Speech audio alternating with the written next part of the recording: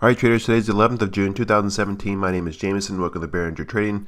There's been some talk that tech is dead and it should be avoided. Let's take a look. We're looking at a daily vertical bar chart of Nasdaq presently. We can appreciate that we have a nice bullish ascending channel that's present. That is a bullish observation. There's an interesting dynamic that happens here along the mean. This isn't an Andrews pitchfork. This is just me showing some support and resistance. But you can appreciate that in the bullish ascending channel that this green line is actually the demand line. And then we actually break that line, and that same line where previous participation is found, it had become the supply line. So we can appreciate that every time we hit the line, we kind of create overbought conditions, trade laterally, and then we continue the upside price discovery within that bullish ascending channel. We can also appreciate that in these last recent declines, there's been the emergence of quite a bit of supply. We still have a lot of demand that's there. So it's interesting that in the presence of so much supply, I mean, this is the most supply that's been present for quite some time, and it yet still didn't break support here. So really, as of now, although there's a lot of weak hands that presented, prices did close off lows, and it looks like we're just confirming a prior level of resistance as support, and again also along the lower trend line of the bullish ascending channel. So there's two levels of support that's here. Additionally, if we start to see some distribution here in tech, prices won't mark down until there's no more demand. So right now my observation is there's still a presence of demand. So what I would anticipate is that either we continue upward price discovery, or we resume our lateral trading and we stop trending, and now we have a lateral trading range. If we look at volatility, we can appreciate here's QQQ, right? Here's Nasdaq. And then the vertical bar chart's actually VXN that's present. So we can appreciate that fear was actually declining here until we hit this consolidation range, and then the dynamic changed because now we started to have some higher lows and higher highs as we trade up, into the current highs that we have. So there was some fear that maybe there was some increasing risk as price discovery continued. If we look at a longer-term weekly chart, we can certainly appreciate the bullish ascending channel. And why is this important? This is important because the markets are either in a trading range, right, or they're trending. And the dynamic changes every time that we break out of a trading range because now we're actually trending. And that creates conditions where traders do start to buy the dips because they feel like they've missed the opportunity to participate in the larger run because they didn't have the confidence in the trading range. So in here is where the absorption of supply happens, and then at some point demand exceeds supply, and then because demand exceeds supply, we mark up and we continue to trade and continue to trend. So we have trading ranges and then trending. And you can appreciate that we continue to have some trading ranges. They just aren't as volatile, and it's not as much duration. So maybe my observation here is that the buyers are becoming a little bit more anxious, and therefore they're not letting it stay within the trading range for quite some time.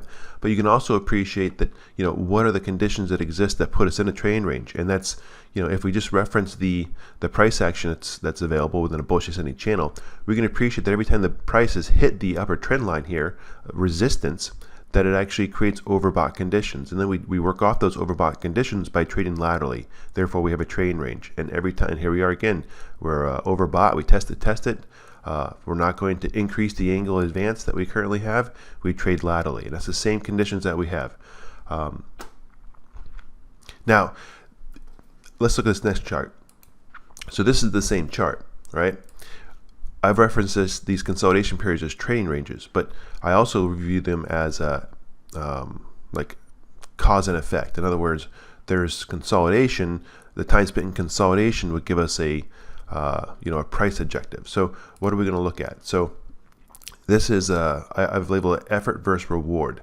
So each of these consolidation periods, you can do horizontal counts in a point and figure chart, which I'll show you in a moment. And each of these consolidation periods I've labeled. So the time spent in consolidation here would give us a $15 price move. Same here, $15 price move. This one would give us a $30 price move. And what I'm trying to show you is that each of these consolidation periods with these arrows walk us up to where our current price target is. So some of the conditions that exist presently is that we have some consolidation periods, but the upper targets that are present aren't beyond where we're currently at. So the highest price objective that we have here is 129, and then this one also is 129. and the smaller price consolidation period is 136. So what's actually happening now is that we've exceeded the reward given the amount of time spent in consolidation, which means that prices should actually stop and consolidate before any more upward price discovery is present. Now, obviously, we can consolidate and then break down, but at the present time, I would just speculate that any consolidation we have would find support here along the lower trend line. Now here's the point and figure chart that I have, and essentially what you do is you just I use the consolidation periods that are here to give you a measured move, and we do this by taking the number of boxes that are in a consolidation period and you multiply it by 3. So this is a 1 box reversal, but the size is actually 3. So we have 1, 2, 3, 4, 5. So 5 times the 3 gives us 15. So 15 plus the actual trading range, which is 24, gives us the $39 price objective. And I did that for each of these. So you can subsequently see that each of these consolidation periods walks us up on that bullish trend that's present. But at the present time, there's nothing that exists that allows us to support greater price discovery. So at the present time, we should consolidate and build cause, and that cause may be some reaccumulation and then we break up higher, or it becomes some distribution and we break back down. But that's the technique that I used. Now if we look here at the technology sector, I don't have much of a difference to say other than the same observations as QQQ.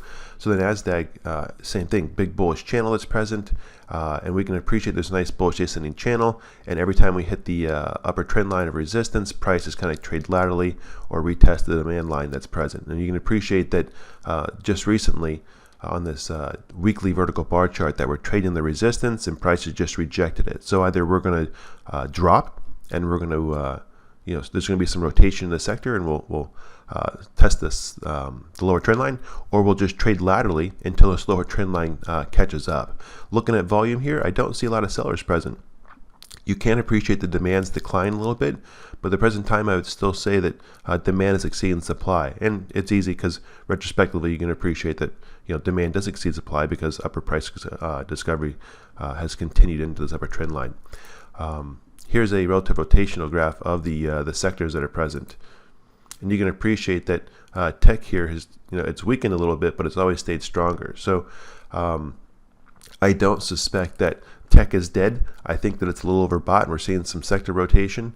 But I would look for opportunities that would present the buy weakness so that we can participate in the larger trend, which is bullish.